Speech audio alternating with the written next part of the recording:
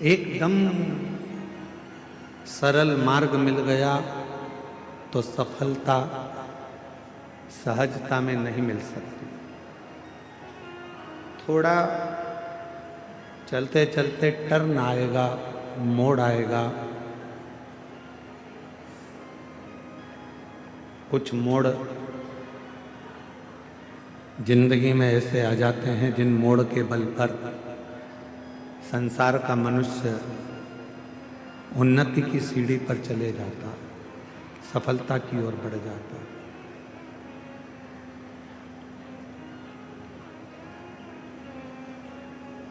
मेरा बेटा बेटियों से निवेदन है, मेरी जीजियों से निवेदन है, मेरे जीजाओं से निवेदन, ये नहीं चल रहे हैं,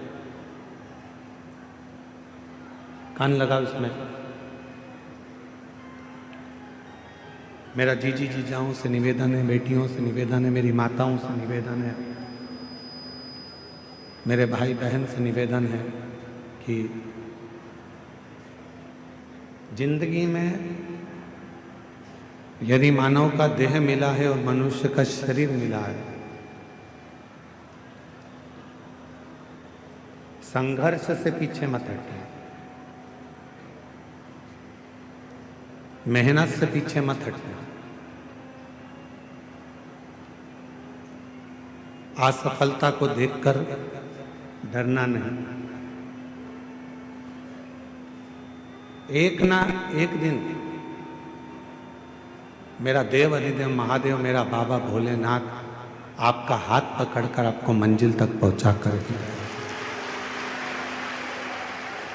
बोल बम का नारा है, सारी समस्या का हल। कभी ना कभी यदि आप मेहनत पूरी कर रहे हैं, परिश्रम पूरा कर रहे हैं, आप अथक मेहनत में लगे हुए हैं, परिश्रम में लगे हुए हैं, बहुत मेहनत आप अपनी जिंदगी में कर रहे हैं, तो सफलता जरूर मिलेगी, ये निश्चितता है, सफलता जरूर प्राप्त होगी। हम क्या करते हैं, अपनी आधे से ज्यादा जिंदगी तो हम विवाद में निकाल देते हैं। संवाद तो हम नहीं कर पाते, हम विवाद में पड़े रहते हैं।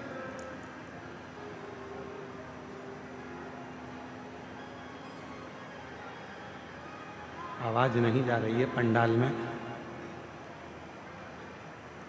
आधे से ज्यादा जिंदगी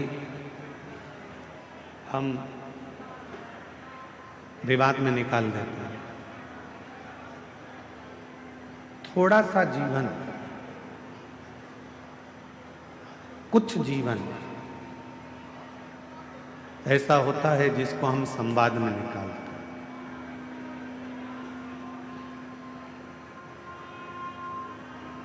हम आपसे एक बात पूछें, जरा उत्तर दीजिएगा। स्पीकर उन बढ़ाइए, स्पीकर उनकी आवाज नहीं खुली है, स्पीकर नहीं चल रहा है।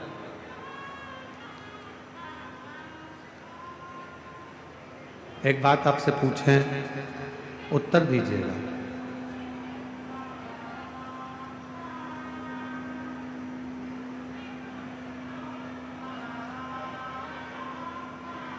ए भैया बांटने वाले, ए बांटने वाले भैया, जो लोग रोड पर बैठे हैं, गर्मी में बैठे हैं, उधर बांटो।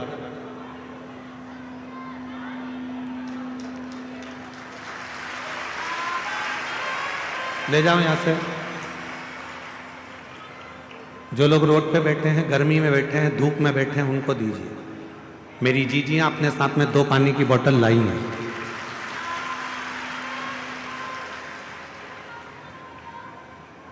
एक बात आपसे पूछें कि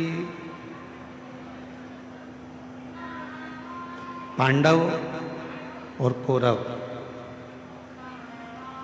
दोनों में विवाद किस चीज के लिए हुआ? कोई गाड़ी के लिए विवाद हुआ क्या? घोड़ों के लिए विवाद हुआ क्या? सोना चांदी के लिए विवाद हुआ क्या?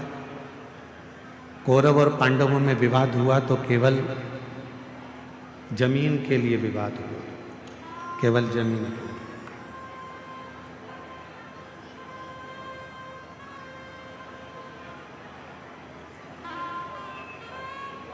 दोनों में बहुत विवाद छिड़ गया और केवल जमीन के लिए विवाद हुआ। अब हम आपसे पूछें, कौरव चले गए, पांडव चले गए, जमीन क्या उनके साथ गई? जम के तो बोलो, नहीं गई। कौरव गए, पांडव गए, पर जमीन उनके साथ नहीं गई। जमीन नहीं गई, जमीन वहीं की वहीं पड़ी हुई है, जमीन वहीं की वहीं है, जमीन कहीं नहीं गई, जमीन वहीं की वहीं रह गई। कौरव चले गए, पांडव चले गए, जमीन वहीं की वहीं पर छूट गई, वहीं छूट गई। कितना लड़े, कितना विवाद हुआ, पूरी की पूरी सेना चली गई, पूरा की पूरा कुल चले गया, पूरा की पूरा परिवार चले गया और जमीन वहीं की वहीं पड़ी रही। वहीं। अब हम आपसे एक बात कहें, कल सवेरे 8 बजे से 11 बजे तक कथा हो जाएगी। 11 बजे के बाद आप अपने घर चले जाओगे, जमीन साथ लेके जाओगे? बोलो तो जम के, नहीं ना। तो जहां जगह मिले, जैसी जगह मिले, जितनी देर बाबा का ये कथा मिल रहा है, 2 मिनट, 5 मिनट, आधा घंटा, 15 मिनट, 20 मिनट, 25 मिनट, जो मिल जाए, बाबा की उस कथा को दिल से सुनो, दिल से श्रवण कर लो, अपनी जिंदगी को धन्य बना लो, सार्थक बना लो, अपना जीवन धन्य कर लो।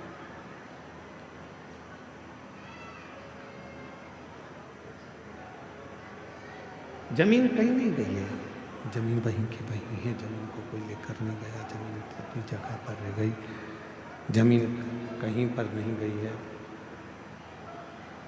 शंभो शंभो शंभो शंभो शंभो शंभो शंभो। चोंगे जैसी आवाज आ रही है, उसको सेट तो करो। शंभो शंभो शंभो।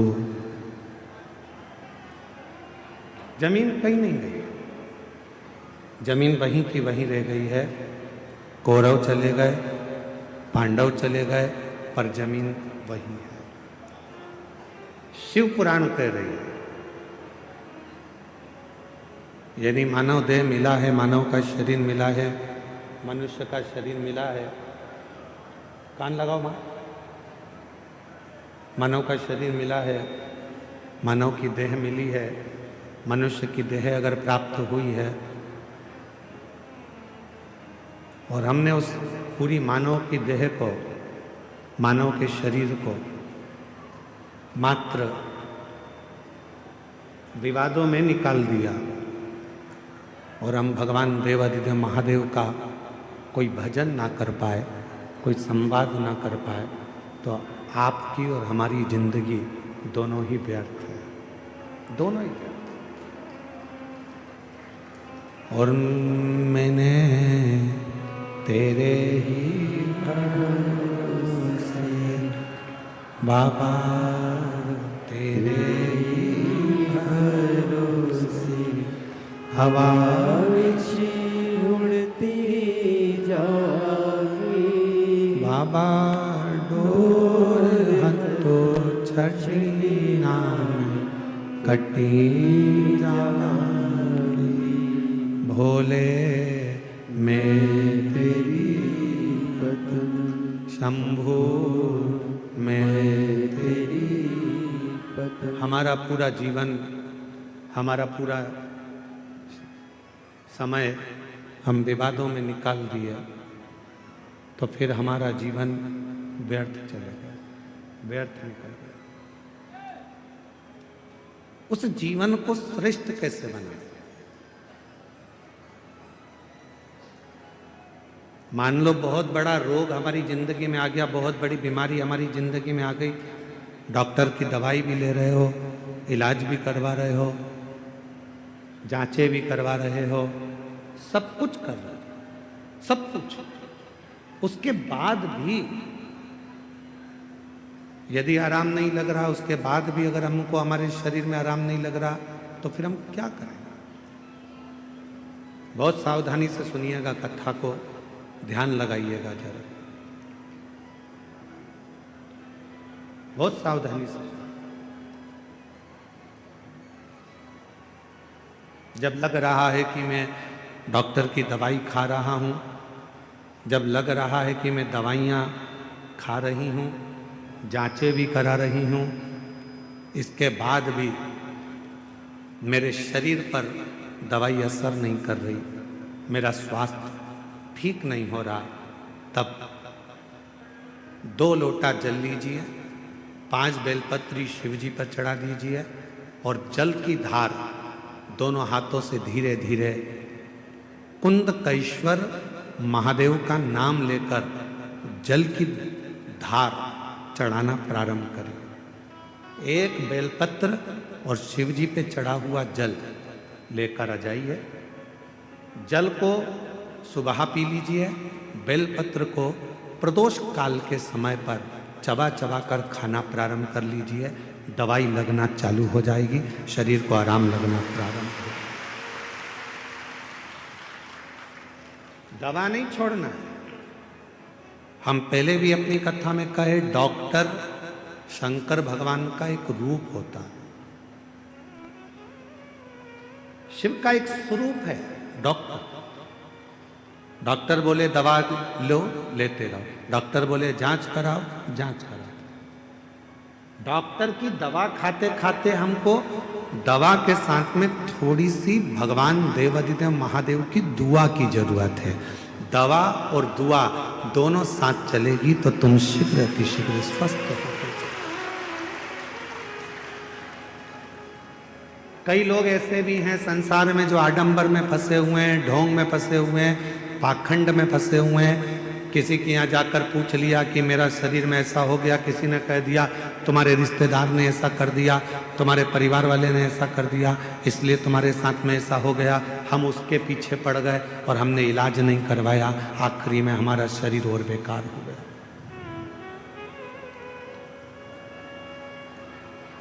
अपने गांव में, अपने नगर में, अपने क्षेत्र में, अपनी कॉलोनी में, अपनी सोसाइटी में, अपने शहर में जो चिकित्सा का केंद्र हो, जो प्राथमिक चिकित्सा केंद्र हो, वहां जाना चाहिए।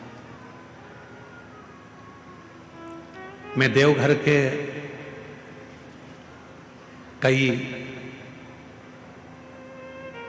इस देवघर के कई बेटा बेटियों को बहुत बहुत धन्यवाद देना चाहूंगा। इस देवघर के कई बिहार से आए हुए बेटा बेटियों को मैं धन्यवाद देना चाहूंगा। अपना अपना यूट्यूब चैनल वो चलाते हैं, यूट्यूबर हैं, पर हमने अपनी जिंदगी में पहली बार देवघर के ऐसे यूट्यूबर देखे जिन्होंने कथा की एक एक बात अपने यूट्यूब पर डाली। भीड़ ज़्यादा है, घर से कथा सुनना। देखो यहाँ बैठने की व्यवस्था इतनी है, सावधानी से जाना। रेलवे स्टेशन से कथा स्थल इतनी दूर है, बस स्टैंड जाओगे तो वहाँ से ये इतनी दूर है, वहाँ पर ऐसी व्यवस्था है, वहाँ वैसी व्यवस्था है। मैं एक एक बेटा बेटी को जिन्होंने अपने यूट्यूब चैनल पर, यूट्यूबरों ने जो अपने चैनलों पर डाला और लोगों को मार्ग बताया, आज तुम्हारा यूट्यूब चैनल धन्य हो गया, सार्थक हो गया।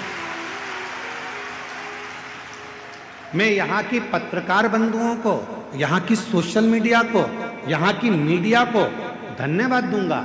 उन्होंने एक एक कॉलम अपने अखबारों में छोटा छोटा अलग अलग कॉलम बनाया। सोशल मीडिया ने अलग अलग कॉलम बनाया, कहाँ बैठने की व्यवस्था कैसी है, भोजन करने कैसे जाना है, महाराज जी ने क्या बताया, वृद्ध लोग नहीं जाएं, बीमार व्यक्ति कथा में ना जाए, छोटे बच्चे हैं तो उनको लेकर कथा में ना जाएं, अपने साथ अपनी दवाई गोली लेकर जाएं, 3 किलोमीटर पैदल चलना पड़ेगा। ये पत्रकार बंधुओं ने, ये मीडिया ने, ये सोशल मीडिया ने पूरे झारखंड को, बिहार को, पूरे बंगाल को ये बताया कि किस तरह से देवघर जाना है,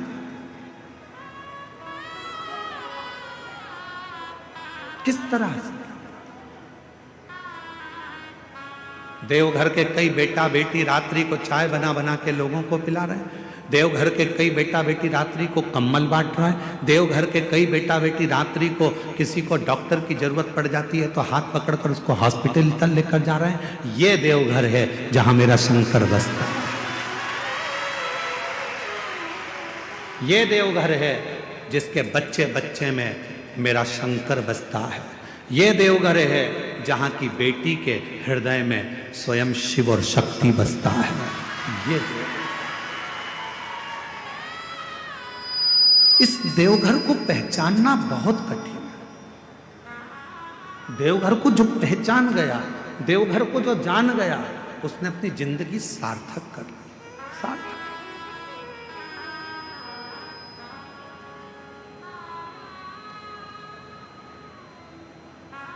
और खाली ना जाता कोई दर से तुम्हारे, खाली ना जाता कोई दर से तुम्हारे, मैं भी खड़ी हूँ नंदी बाहें पसारे, अपने हृदय से लगा लो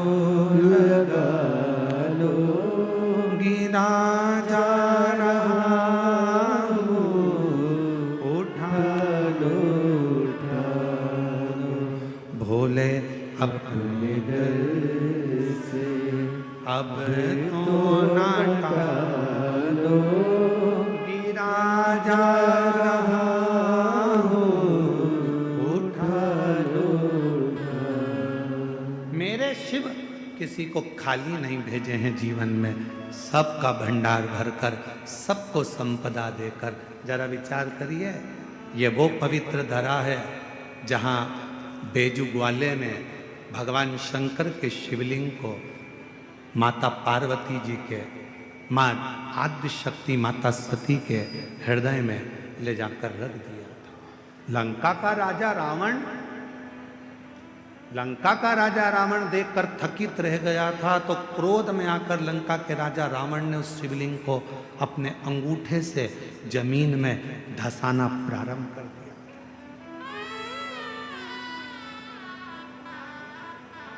पहले तो शिवलिंग उठाना चाहा पर उठा ही नहीं। जब शिवलिंग नहीं उठा तब अपने अंगूठे से भूमि पे उसको दबाना पड़ा। फिर पर तेरी कृपा का क्या है भरोसा, कब किस पर हो जाए, जरा सी हम पर कर दो, जरा सी हम पर कर दो। जिस पर भी हो गई तेरी कृपा करुणा, वो भव पार हुआ, भव पार हुआ।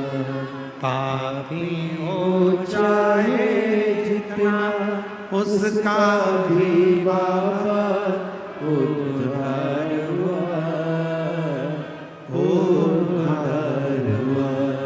गिद्ध अजामिल गणिका जैसे तेरे मन को भाए, जरा सी हम पर कर दो, जरा सी हम पर कर दो। भोजन करो पर त्रुटि ना देखो, भजन करो पर उसमें सुख ना देखो। तुम सोचो कि मैं कथा में जा रही हूँ और मुझे अच्छी जगह मिल जाएगी, मैं बैठ जाऊंगी कथा सुनने के लिए, मुझे अच्छी जगह मिल जाएगी, अच्छी जगह पे मैं जाके बैठ जाऊंगी। बिल्कुल दूसरी कथा में जाओगे तो जगह अच्छी मिल सकती है, पर शिव पुराण में तो शंकर भगवान के जैसे गण रहते हैं और शंकर भगवान का जैसे कैलाश रहता है, वैसे ही तुम्हें जाना है और वैसे ही बैठना है और वैसे ही श्रवण। बाकी की कथा का हम नहीं कर सकते, क्योंकि बाकी की कथा में तो तुम्हारे लिए कुर्सी भी लगती है, गादी भी लगती है, चद्दर भी बिछती है, तुम्हारे लिए सारी व्यवस्था होती है, कूलर भी लगाए जाते हैं। अब यहाँ तो तुम्हारा हाथ ही कूलर है और तुम्हारा पूरा प्रांगण, जहाँ तुम कथा को श्रवण करने, चाहे रोड पर बैठे हो, चाहे दुकान में बैठे हो, चाहे गाड़ी में बैठे हो, चाहे पंडाल में बैठे हो, चाहे तुम अपने घर में बैठे हो, जितनी देर तक शिव महापुराण की कथा तुम्हारे घर में चलती है, जितनी देर तुम्हारा मन शंकर की कथा में लगा रहता है, उतनी देर तक ये विचार करना कि तुम कैलाश पर बैठकर शिव पुराण की कथा को श्रवण। भजन में सुख मत देखना कि मुझे ये सुख मिलेगा, मैं कथा सुनने जाऊंगी, मैं वहां जाकर बैठ जाऊंगी। भजन कथा में आओ तो ज्यादा डेंटिंग पेंटिंग करके भी मत आओ। 3 किलोमीटर तक चलोगी, आधी तो पसीने में बह जाओ। अब मालूम पड़े तुमने पेंसिल से लाइन खींची, फिर डब्बा भरा, फिर इधर इधर कुछ चिपका के, फिर धागे से ऐसा कर कुरा के, फिर डेंटिंग पेंटिंग करके, सिर पे पल्लू लेके, सास के पांव छू के पूछा कहाँ जा रही है? कथा में। किसकी? सियोर वाला महाराज आया है ना, उनकी कथा में। अच्छा हाँ जा बेटा, अभी तो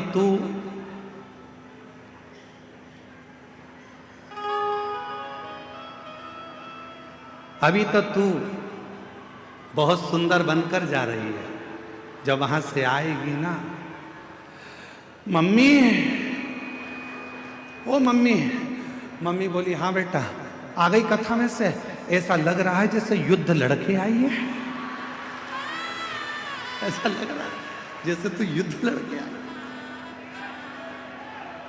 शंभु शरणे पड़ी मांगो घड़ी रे घड़ी, दुख काटो दया करी निदर्शन आपो। शंभु शरण पड़े मांगो घड़ी रे घड़ी, दुख काटो दया करी निदर्शन आपो। शिव कथा में आए, सुख मत देखना। शिव कथा में आप सोचो कि मुझे बैठने की जगह मिल, ना ना, आपको जहां जगह मिल जाए वहीं बैठ जाओ। किसी को कष्ट मत दो, किसी को परेशान मत करो, तो समझना कि तुम्हारा कथा में जाना सार्थक हो गया, तुम कथा में पहुंच। अब मालूम पड़ा दर्शन के चक्कर में, देखने के चक्कर में, कथा के चक्कर में एक दूसरे को परेशान कर रहे हो, कष्ट दे रहे हो, और तुम सोचो कि भगवान की कृपा हो जाए, फिर मेरा भोले बाबा कृपा नहीं कर सकता, करुणा नहीं कर सकता, दया।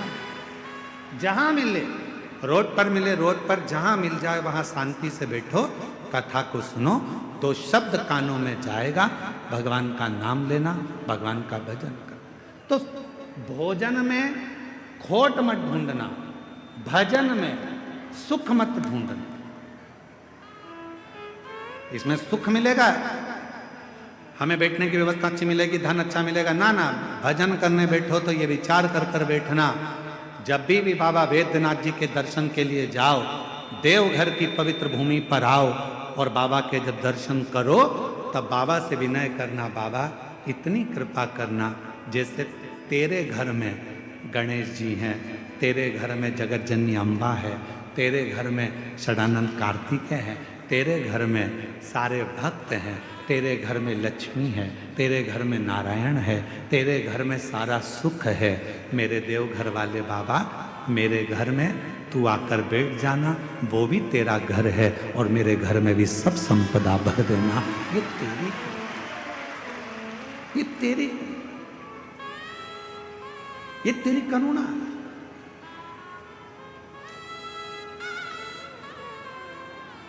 महाराज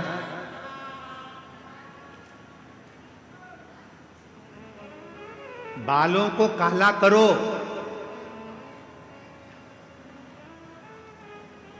मना नहीं है, बालों को काला करो मना नहीं है, पर बालों के चक्कर में गालों को काला करो ये ठीक नहीं है।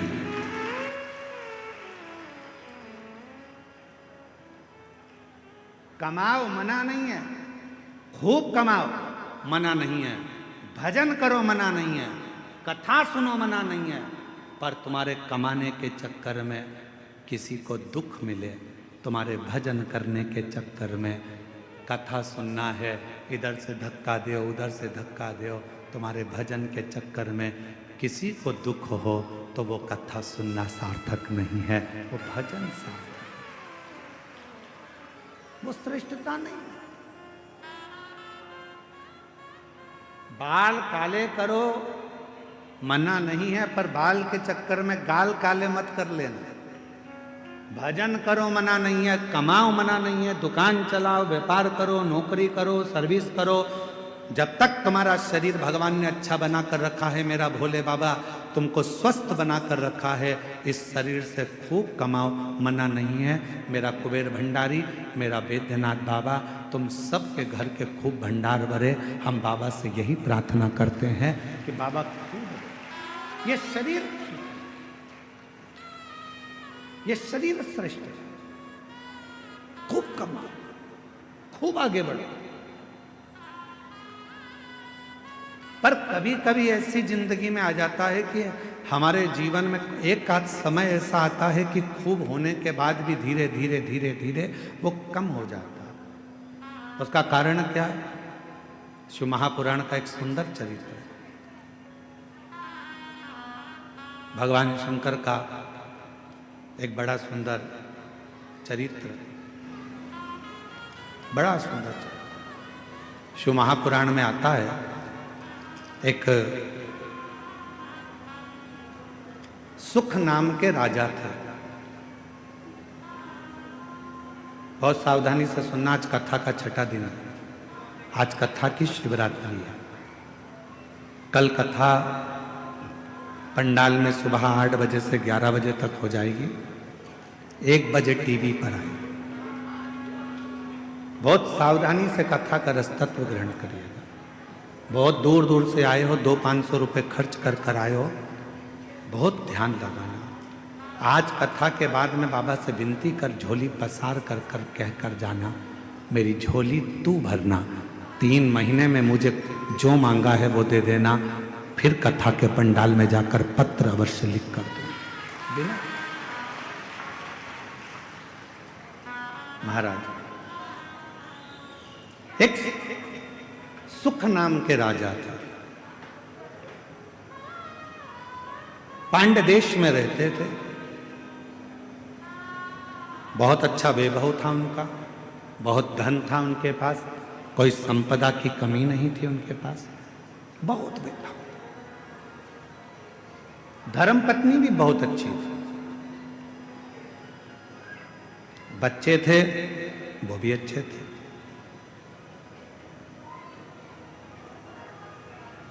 चारों तरफ उसका राज्य फैला हुआ था। पर एक बार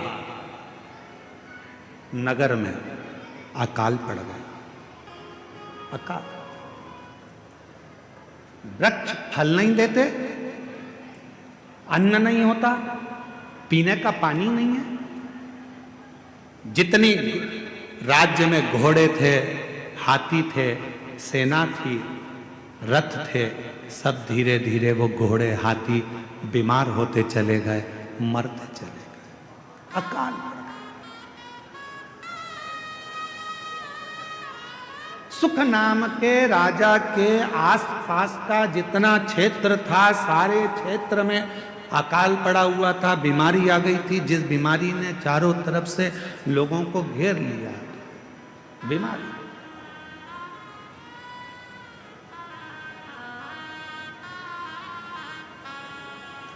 जब बीमारी आती है तो कुछ सिखा के जाती है। कोरोना बीमारी आई थी, पूरे देश को, पूरे राष्ट्र को, पूरे विश्व को हिलाकर रख दिया था। कपड़े की दुकान पर, शोरूम पर कपड़े भरे की भरे रह गए थे, और एक छोटा सा मास्क जिसकी कोई कीमत नहीं थी, 5 रुपए का, वो लोगों के मुख पर आ गया था और करोड़ों रुपए का कपड़ा फैक्ट्री में बना बनाया रह गया। कोरोना बीमारी ने यह दिखाया, कोरोना बीमारी ने सिखाया कि किसी को हल्के में मत लेना, किसी को कमजोर मत समझना। कब किससे कहां पाला पड़ सकता है कोई मालूम नहीं है। लोग समझते हैं गरीब है, लोग समझते हैं ऐसा है, अनपढ़ है, बेकार है, गरीब है, लोग उसको धुतकारते हैं, हटाते हैं, पूछते नहीं है, समझते नहीं है। तुम क्या सोच के बैठे हो कि जिंदगी में वो हमेशा गरीब ही रहेगा? शिव पुराण की कथा कहती है, अगर मेरे बाबा देवाधिदेव महादेव के भजन में वो लग गया, भले गरीब है, तुमने नहीं पूछा, सम्मान नहीं दिया, आदर नहीं किया, सत्कार नहीं किया, उसको कुछ भी नहीं किया तुम लोगों ने, और वो गरीब था, गरीब था, गरीब था, और एक दिन वो शिव पुराण की कथा में पहुंच गया और उसने अपने मंदिर में 1 लोटा जल चढ़ाना प्रारंभ कर दिया, और एक दिन मेरे महादेव ने उसका हाथ पकड़कर उसे उन्नति की सीढ़ी पर चढ़ा दिया, तो एक दिन तुमको भी उसके हाथ जोड़ना पड़ सकता है। और देखा इस व्यासपीठ ने 30 साल में 30 साल कथा के इस पड़ाव में चल रहे हैं, और 30 साल इस कथा को होते चले गए। 30 साल में हमने देखा जो बहुत साधारण सा था, लोग उसको गिनते नहीं थे, हटा देते थे, धक्का मार देते थे, अपशब्द कह देते थे, वो एक दिन इतने सिंहासन पर जाकर बैठ गया कि अब उससे मिलने के लिए लोगों को टाइम लेना पड़ता है, समय लेना पड़ता। अच्छा, तुम अभी बिहार का चुनाव हुआ, बिहार में कई प्रत्याशी ऐसे खड़े करे गए जिनको लोग गिनते ही नहीं थे। बोलो बोलो, सही है कि गलत है? जिनको लोग गिनते ही नहीं थे, और आज की तारीख में वो विधायक बनकर बैठ गए, तो सर, मैडम, सर, अब गिनना पड़ रहा। किसी को कमजोर मत समझना, सारी समस्या का हल, और ये विश्वास के साथ। कल एक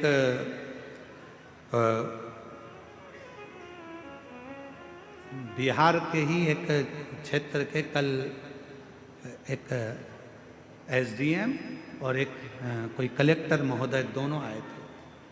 उन्होंने बाहर परिचय नहीं दिया, पर यहाँ आकर परिचय दिया कि मैं इस क्षेत्र का एसडीएम हूँ, और एक आए थे कि मैं इस क्षेत्र का कलेक्टर। हमने कहा आप अंदर जाकर बैठे हुए थे, आप लोगों ने कुर्सियाँ नहीं ली? तो कहने लगे गुरुजी, हम पढ़ाई करते थे, हमारी माँ कहती थी, वो सियोर वाला बाबा कहता है कि मेहनत कम मत करना। अगर तूने मेहनत पूरी कर ली और 1 लोटा जल तूने शिव के मंदिर में चढ़ा लिया, तो तू जो चाहता है वही होगा। गुरुदेव, आज मैं कलेक्टर बनकर, इस क्षेत्र का कलेक्टर बनकर बैठा, और एसडीएम कहता है कि मेरी पत्नी ने तो आस छोड़ दी थी कि मैं बहुत उच्च पद पर पहुंचूंगा, पर मेरी पत्नी शिव के मंदिर जाती थी, कथा में मन लगाती थी, आज मैं एसडीएम पद पर। छोटा ना समझो, छोटा नहीं।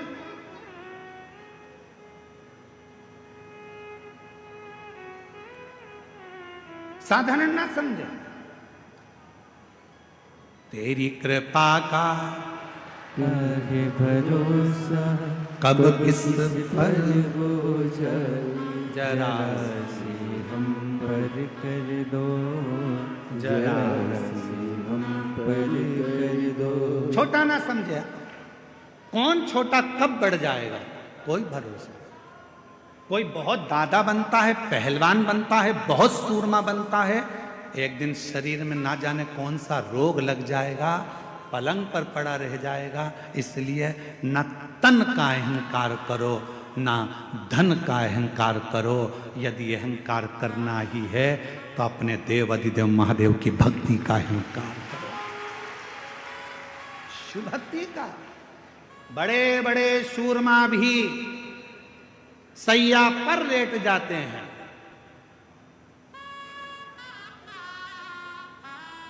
बड़े बड़े सूरमा भी सैया पर लेट जाते हैं और एक दिन ऐसा आता है कि करोड़पति भी हाथ खाली उस परमात्मा के दरवाजे तक चला जाता है, हाथ खाली, कुछ नहीं।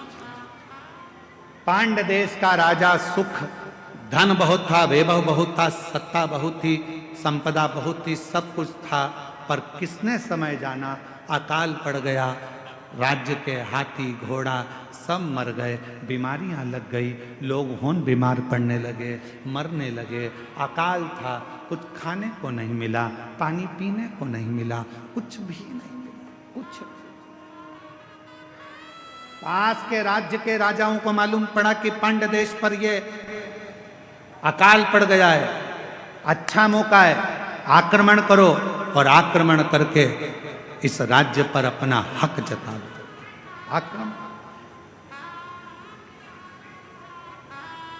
आक्रमण करो और इस पूरे राज्य पर अपना हक कर लो, पूरे राज्य। ध्यान देना थोड़ा सा, बहुत सावधानी का कथा है आज की, बहुत सावधानी। सुख के साथी हजारों हैं, जब दुख पड़ा तब धन के साथी हजारों हैं, जब धन ही नहीं तो। श्री राम के संग हजारों सखा, वनवास हुआ तब। माता सीता के संग हजारों सखी, हरण हुआ तब। बावारी दुनिया मतलब की दुनिया में किसी का, किसका कौन है? किसी का कोई। महाराज राजा सुख केवल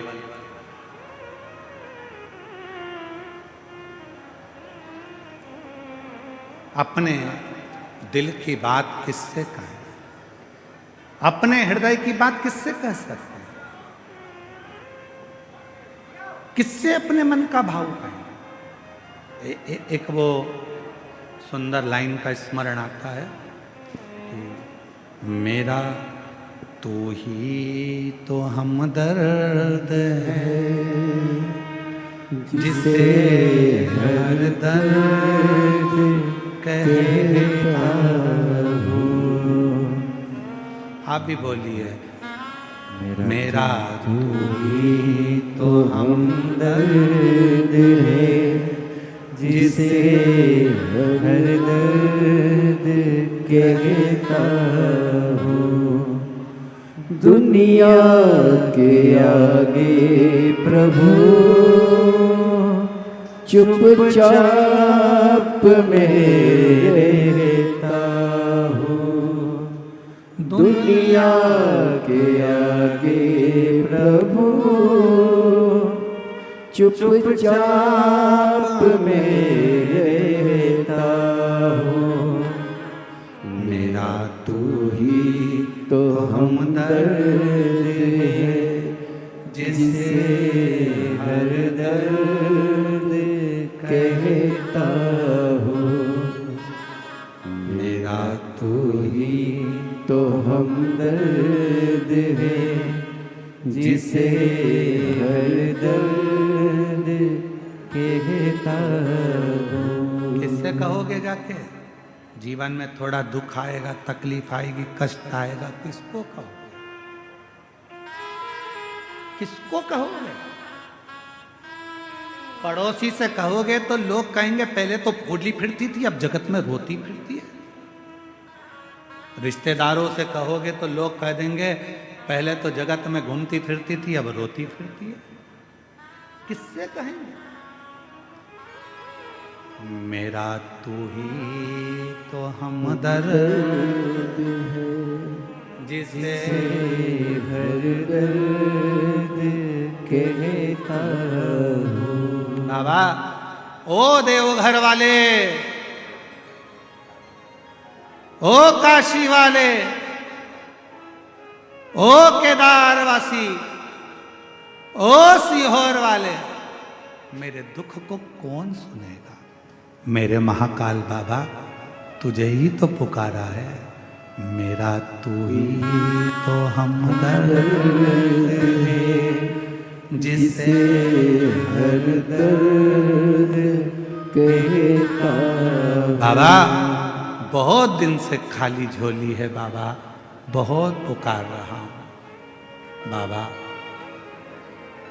तू झोली भरेगा ये मुझे विश्वास है, तू मुझे खाली नहीं छोड़ेगा ये मेरा भरोसा है बाबा,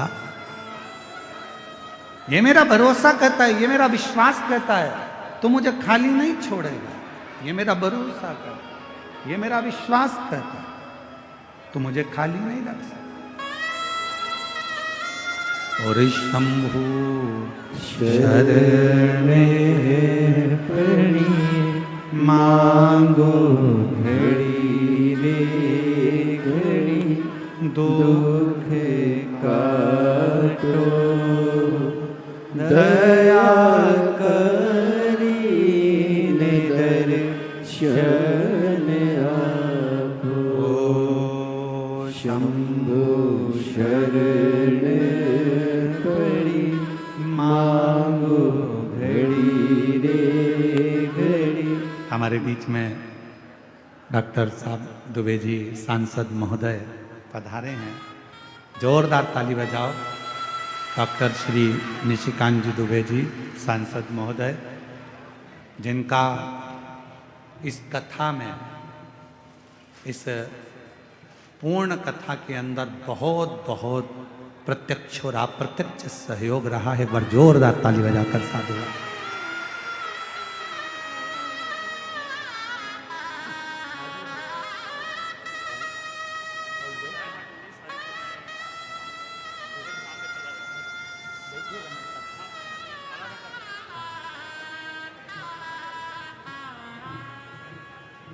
मेरा तू ही तो हमदर्द है जिसे हर दर्द कहता हूँ। दुनिया के आगे प्रभु चुपचाप में रहता हूँ। दुनिया के आगे प्रभु चुपचाप में रहता हूँ। मेरा तू ही तो हमदर्द है जिसे हर दर्द कहता हूँ। कथा कह रही है, बाबा का सुंदर कथा वर्णन कर रही है। सुख नाम का राजा, संपदा बहुत थी पर अकाल पड़ गया और उस अकाल में सब कुछ चले गया, सब कुछ समाप्त।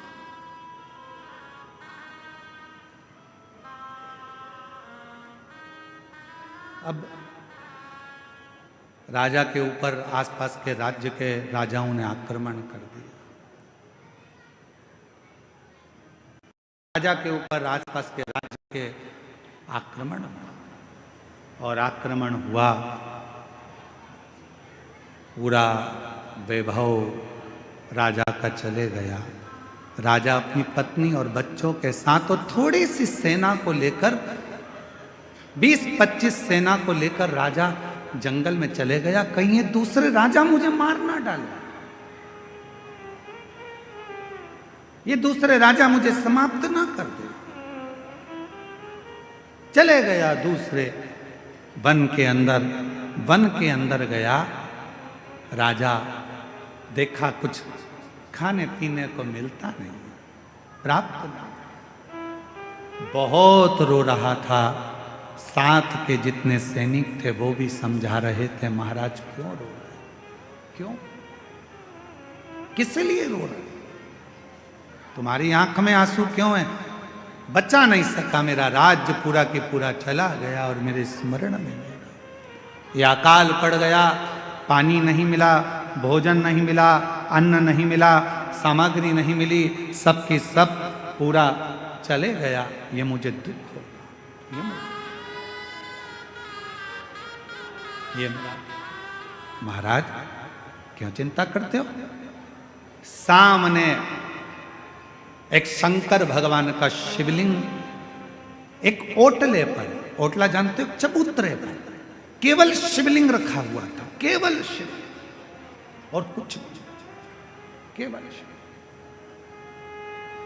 चबूतरे पर एक शिवलिंग रखा है, मात्र एक शिवलिंग चबूतरे।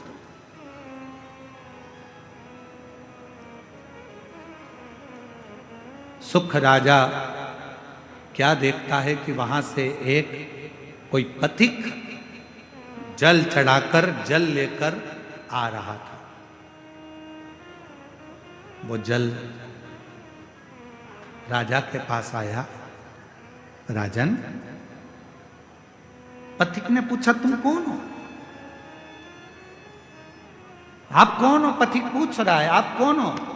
राजा कहता है कि मैं पांड देश का राजा हूं और अकाल पड़ने के कारण बस ये सब हो गया, धन चले गया, वैभव चले गया, सत्ता चली गई, सब गया और मैं यहां आया। दूसरे राजा मुझे मार ना दें इसलिए मैं इस वन में छुप कर बैठा हूं। क्यों चिंता करते हो?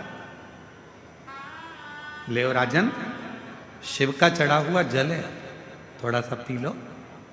राजा ने कहा शिव का चढ़ा हुआ जल? हाँ। राजा ने हाथ रोका और पथिक से कहा कि मैं कभी किसी का बुरा नहीं किया, मैंने कभी किसी के लिए गलत नहीं किया, मैंने कभी किसी को अपशब्द नहीं किया, फिर मेरे साथ ऐसा कैसे हो गया? और आप कह रहे हो कि हुआ मैं जल पी लूं? राजा सुख कह रहे हैं कि मैं शंकर जी का चढ़ा हुआ, मैंने किसी को अपशब्द नहीं किया, मैंने ताने नहीं दिए, मैंने गाली नहीं दी, मैंने आड़ा टेढ़ा नहीं बोला, मैंने किसी का बुरा नहीं किया, मैंने किसी के लिए आड़ा टेढ़ा नहीं करा, फिर ये जल क्यों? मैंने तो बुरा नहीं किया, फिर मेरा बुरा कैसे हो गया? ये बुरा हुआ कैसे? पथिक ने कहा महाराज ये आज का नहीं है, ये पूर्व का है, पूर्व का। महाराज तुमको लगता है कि यह आज का? नहीं महाराज, ये पूर्व का।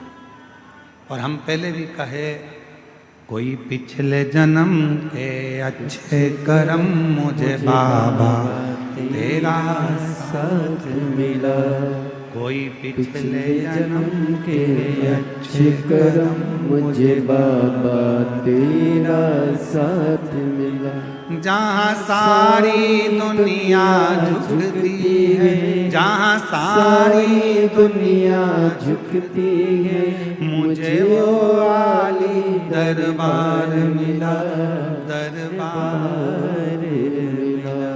कोई पिछले जन्म के अच्छे कर्म मुझे बाबा तेरा साथ मिला, कोई पिछले जन्म के अच्छे कर्म मुझे बाबा तेरा साथ मिला। कोई पूर्व का अच्छा कर्म होगा, कोई पिछला जन्म अच्छा होगा, जो बाबा की इस पवित्र नगरी देवघर में शिव महापुराण की कथा श्रवण करने के लिए आप और हम बैठे हैं। कोई पूर्व का जन्म अच्छा होगा, कोई पिछला जन्म हमारा अच्छा होगा, जो इस पवित्र धरा पर पवित्र कथा का रस तत्व हम ग्रहण करें। आप और हम सुन रहे। महाराज राजा सुख, आपके पूर्व का जन्म का भान होगा। इस जन्म में तो तुमने कोई बुरा नहीं करा। कई लोग कहते हैं मेरे पास में इतना धन था, मेरे पास ऐसा वैभव था, मेरे पास इतना सामान था, मेरे पास इतनी सत्ता थी, चला गया। जैसे एक पत्र आया था बीच में, एक पत्र अपन ने पढ़ा था, यहीं कोई सा गांव का था, तो वहाँ उस पत्र में अपन ने पढ़ा था कि वो उसके शोरूम में आग लग गया, पूरा इलेक्ट्रॉनिक सामान 1 करोड़ रुपए का, 1.5 करोड़ रुपए का जल गया। जलने के बाद कोई व्यक्ति आया, वो 25 लाख लेकर चले गया। फिर उसके पति को लकवा लग गया, पैरालिसिस हो गया, वो ग्रसित होकर पड़ रहा। तो अब वो सोचे कि मैंने तो कभी बुरा नहीं किया, मैंने तो सब अच्छा किया, फिर मेरा पूर्व का कर्म हमारा कोई प्रायश्चित पुराना रहा हो। जल चढ़ाना मत छोड़ना, शिव को 1 लोटा जल चढ़ाना मत छोड़ना, कितना भी दुख आ जाए कितनी भी तकलीफ आ जाए, कितना भी कष्ट आ जाए, कितनी भी परेशानी आ जाए, अगर तुम्हारी कितनी भी परेशानी हो, कितना भी कष्ट हो, कितनी भी बीमारी हो, कितना भी दुख हो, कितनी भी तकलीफ हो, तुमने अगर एक लोटा जल चढ़ाना नहीं छोड़ा तो निश्चित है तुम्हारे पिछले जन्म का जो कर्म है वो धीरे धीरे कट जाएगा और तुम्हारी जिंदगी फिर अच्छी हो कटेगा, वो कर्म कटेगा फिर कोई पूर्व का कर्म, कोई पिछले जन्म का अच्छा कर्म।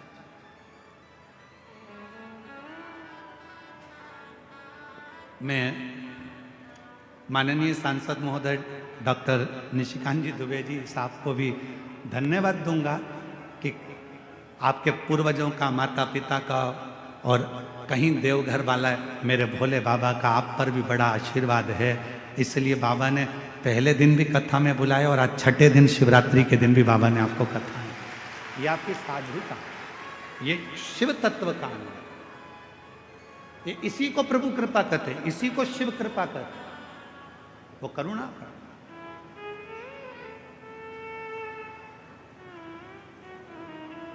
सुख तुम्हारे पूर्व जन्म का कोई भान होगा, पूर्व जन्म का, पूर्व जन्म का।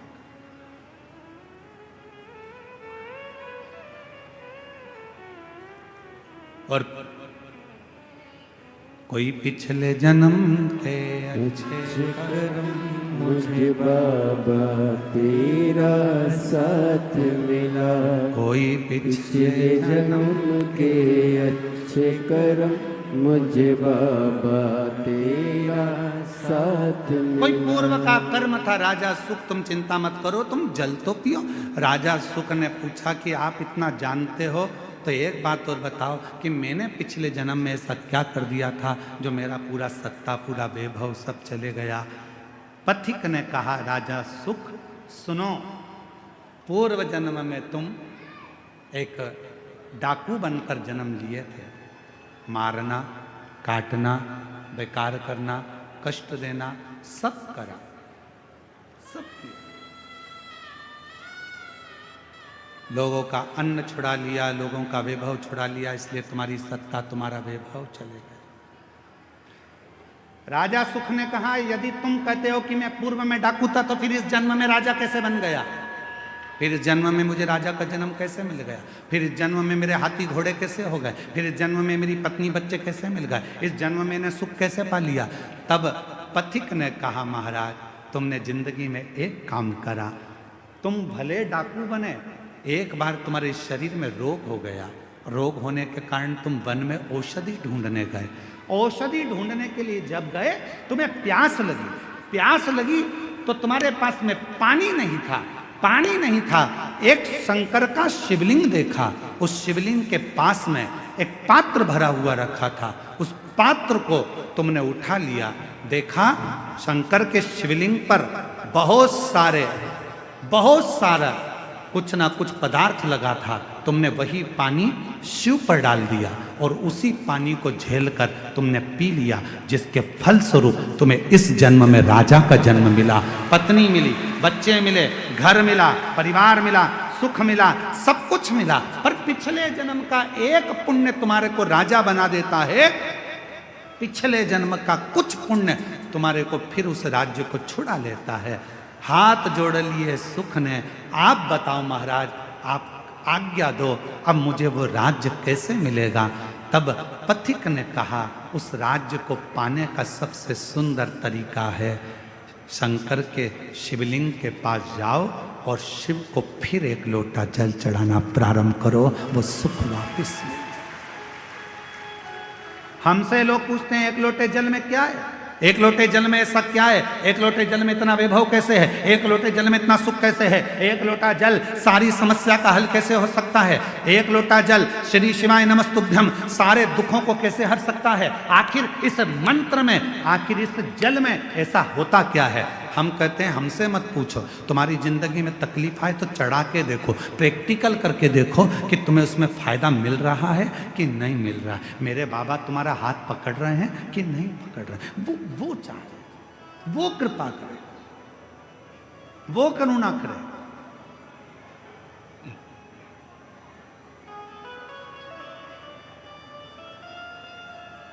जीवन का जो सुख है ऐसे ही नहीं मिला है। कई लोग कहते हैं हम तो भगवान के मंदिर जाते हैं, हम भगवान का भजन करते हैं, हम भगवान का स्मरण करते हैं, उसके बाद भी मेरे शरीर में इतना बड़ा रोग हो गया, इसके बाद भी मुझे तकलीफ आ गई, इसके बाद भी मुझे दुख आ गया, इसके बाद भी मुझे कष्ट आ गया। रोना नहीं, दुख मत होना, एक लोटा जल चढ़ाते रहना। हमारे पूर्व का कोई कर्म होगा उसको काटना है हमें, हो सकता है और तकलीफ आए उसको हमें काटना, उसे कष्ट को हमें मिटाना, शिव का नाम लेकर भगवान का भजन कर, स्मरण कर। और ये भजन के बल पर ही जीता जा सकता है महाराज। यदि आप लोगों में से कोई काशी गया होगा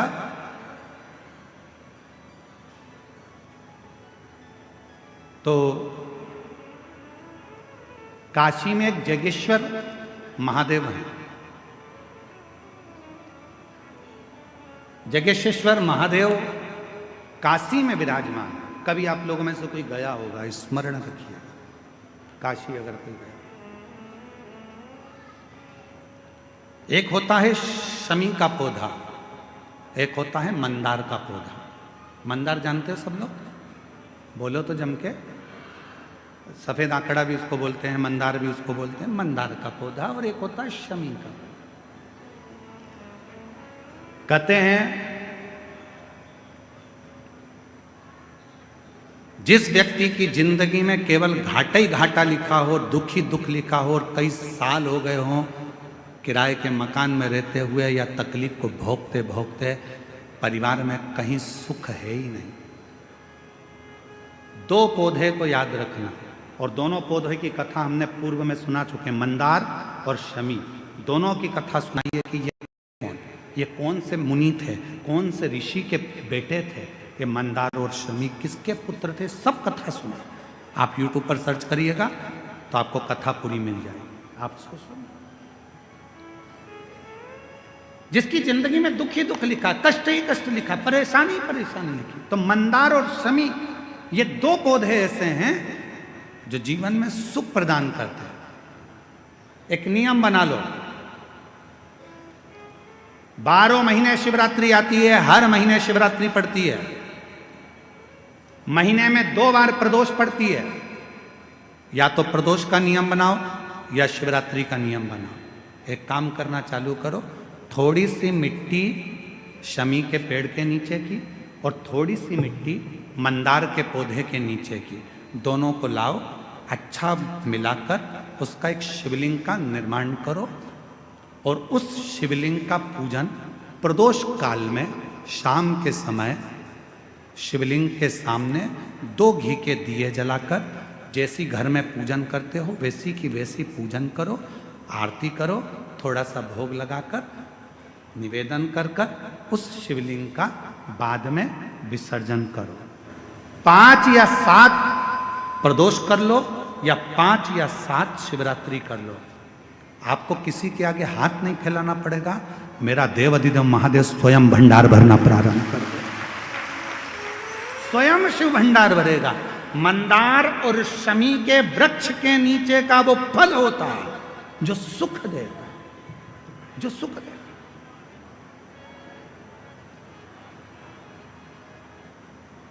जो हमें आनंद प्रदान करता है। मंदार मतलब आप लोग जानते हो, वो सफ़ेद आंकड़े की जो जड़ होती है, आंकड़ा होता है, उसके छोटे छोटे फूल होते हैं मंदार के, भगवान शंकर को चढ़ते हैं। और शमी की पत्ती तो आप लोग जानते ही हो, शमी का पत्र, इसके पौधे के नीचे और उसके पौधे, इसका वृक्ष और उसके वृक्ष के नीचे की थोड़ी थोड़ी मिट्टी प्रदोष काल में, या तो प्रदोष हो या शिवरात्रि हो, दोनों को मिलाकर उसका शिवलिंग बनाकर उसकी आराधना, उसकी अभी हम कथा में एक बड़ा सुंदर व्याख्यान बताएंगे। जब घर में एक बीमार होता है, दूसरा ठीक होता है, दूसरा बीमार होता है, तीसरा ठीक होता है, उसका भी स्मरण इसमें मंदार और शमी के पौधे के नीचे की मिट्टी का वर्णन। पर उससे पहले मैं, हमारे बीच में सांसद महोदय जी विराजमान है, मैं निवेदन करूंगा सांसद महोदय जी से कि 2 शब्द आपके सबको मिले, उसके बाद फिर कथा हम अपनी पुनः प्रारंभ करेंगे। बड़े प्रेम से जोरदार ताली बजाकर डॉक्टर निशिकांत जी दुबे जी, सांसद महोदय जी को, जिनका बहुत सुंदर सहयोग इस कथा में आनंद के साथ प्रत्यक्ष प्रत्यक्ष रूप से प्राप्त हुआ है। एक बार जोरदार ताली बजाकर उनके लिए साधुता के साथ में 2 शब्द उनके सुनकर फिर पुनः कथा को आगे बढ़ाएंगे। आदरणीय गुरु पंडित प्रदीप मिश्रा जी के चरणों में नमन। देवघर का सौभाग्य है, हमारा सौभाग्य है कि आप कथा करने के लिए आए। और मैंने जब 14 तारीख को पूरी कथा आपकी 3 घंटे सुनी तो मुझे लगा कि कलयुग में आप ही जैसे लोग हैं जिनके कारण कि ये सनातन बचा हुआ है, हिंदुत्व बचा हुआ है, हिंदू बचाओ।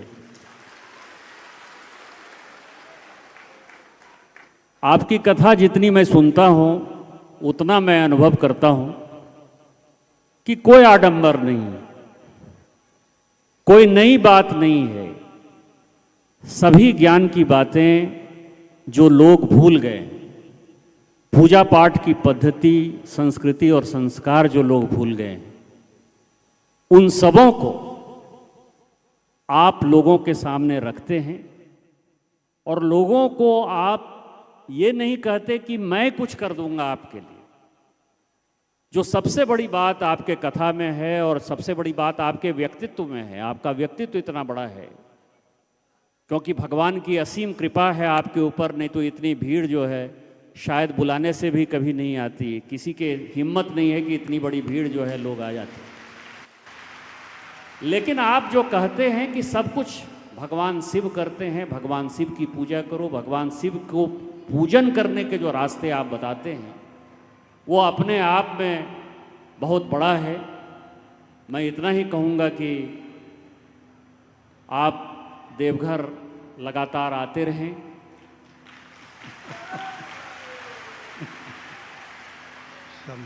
हमारे जैसे लोगों को अच्छा लगेगा। इस इलाके में आपकी बहुत आवश्यकता है और जिस तरह से लोग इस इलाके में सनातन के प्रति विमुख हो रहे हैं, क्योंकि पॉपुलेशन जिस तरह से हमारा आदिवासी समाज का, एक दिन आपने कार्यक्रम किया आदिवासी समाज का, 45% आदिवासी हुआ करते थे 1951 में, आज वो 26-27% हो गए हैं।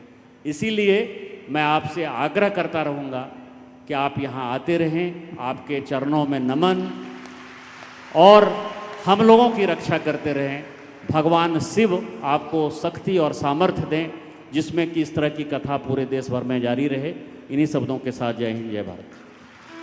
धन्यवाद माननीय सांसद महोदय जी। बात ही बात में आपने शंकर जी की ओर से पकड़ने का प्रयास किया है और ये शिव जी की उदारता है। बहुत बहुत साधुवाद, बहुत बहुत साधुवाद।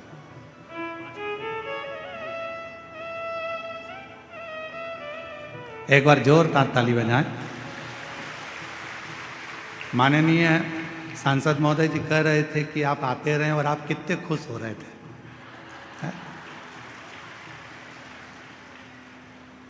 ऐसा लग रहा था कि सांसद जी नहीं बोल रहे हैं, आपके दिल की बात सांसद जी मंच पर खड़े हो गए।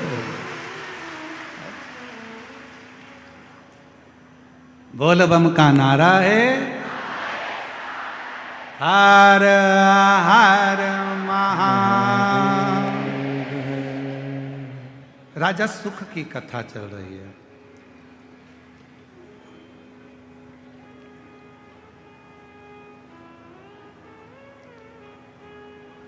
मंदार और शमी के पत्र वृक्ष के नीचे की मिट्टी की कथा चल रही है। एक बड़ा सुंदर संवाद आता है। महाराज, एक काशी में जगेश्वर महादेव हैं। जम के बोलेंगे एक बार, जगेश्वर महादेव। अपन जय बोलते ना, जय जय जय जय जय। जगेश्वरेश्वर महादेव काशी में विराजते हैं। कभी मौका लगे, एक बड़ा सुंदर संवाद इसके अंतर्गत मिलता है कि एक बार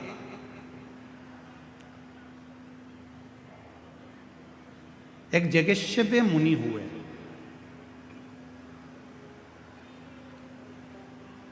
शिव के पढ़े उपासक, भगवान शंकर की आराधना करना, साधना करना, अभिनय करना, निवेदन करना, 365 दिन में 365 तरह से भगवान शंकर की भक्ति करते हैं। जरा ध्यान देना, इस कथा पर थोड़ा आपका स्मरण होना चाहिए। कई लोग कहते हैं कि हमने शिवपुराण में ऐसा पढ़ा, कोई कहता है हमने शिवपुराण में ये नहीं पढ़ा, हमने शिवपुराण में ये नहीं पढ़ा कि बेलपत्र में शहद लगाना, हमने शिवपुराण में ये नहीं पढ़ा कि चढ़ा हुआ जल पीना, हमने शिवपुराण में ये नहीं पढ़ा कि ऐसा मत करना। याद रखना, हरि अनंत, हरि कथा अनंत। जैसे भगवान का स्वरूप अनंत है, हर कंकर में जैसे शंकर हैं, हरि की कथा भी अलग अलग, जितने 33 कोटि देवता हैं तो 33 कोटि देवता की कथा भी, एक एक देवता की कथा 33 कोटि के बराबर तरह से, 33 कोटि तरह से। अब जरा विचार करिएगा, एक देवता की कथा 33 कोटि तरह की, तो 33 कोटि देवता की कथा कितने तरह की होगी, जरा अंदाजा लगाइएगा। तो कई लोग कहते हैं हमने तो ये कथा सुनी नहीं, हमने तो ये कथा पढ़ी नहीं, हमने तो ये कथा पढ़ने में नहीं आई, हमें तो ये कथा सुनने में नहीं आई। तो सुनने में आएगी कहां से? भगवान की अनंत कथा और भगवान का अनंत स्वरूप, इसका वर्णन दुनिया में कोई नहीं कर सकता, स्वयं देवाधिदेव महादेव ही कर सकते, कोई ना। और महादेव नमन चरणों में स्वीकार कीजिए, सबका किया है मेरा भी उद्धार कीजिए, उद्धार कीजिए। हे त्रिपुंडधारी, है त्रिशूलधारी, है त्रिपुंडधारी, है त्रिशूलधारी। चरणों में तेरे बाबा जी पावन है चारों धाम, चरणों में तेरे बाबा जी पावन है चारों धाम। तेरी देव करते वंदना, पूजे सीताराम, तेरी देव करते वंदना, पूजे सीताराम। हो जाए पूरी कामना, उपकार कीजिए, सबका किया है मेरा भी उद्धार कीजिए, उद्धार कीजिए। हे त्रिपुंडधारी, हे त्रिशूलधारी, हे त्रिपुंडधारी, हे त्रिशूलधारी। शिव को भज। और डम डम डम डम डमरू बजावेला हमार जोगिया, हो हमार जोगिया। डम डम डमरू बजावेला हमार जोगिया, ओ हमार जोगिया। डम डम डमरू बजावेला हमार जोगिया, ओ हमार जोगिया। डम डम डमरू बजावेला हमार जोगिया, ओ हमार जोगिया।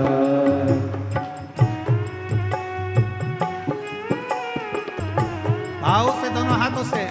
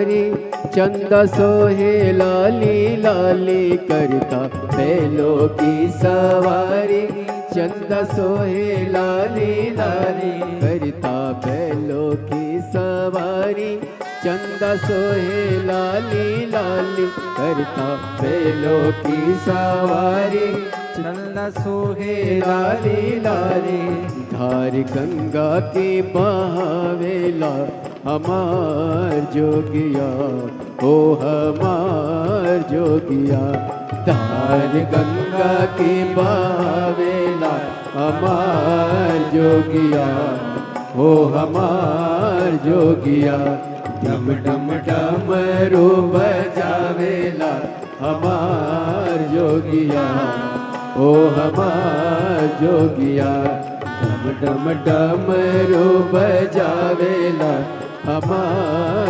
जोगिया ओ हमार जोगिया।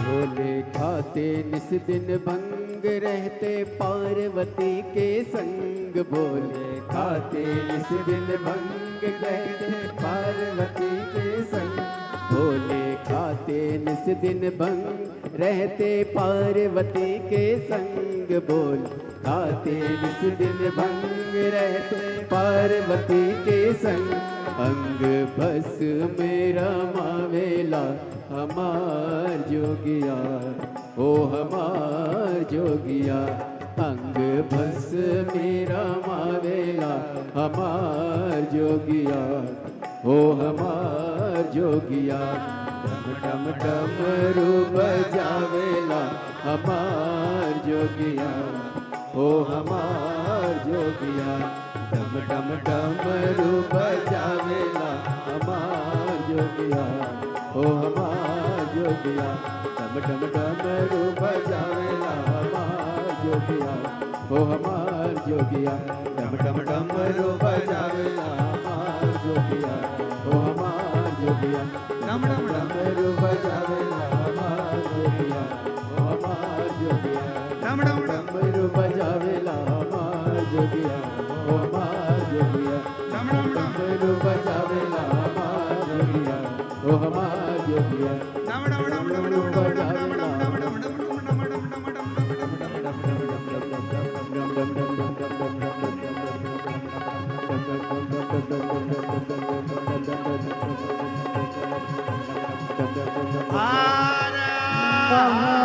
महादेव है।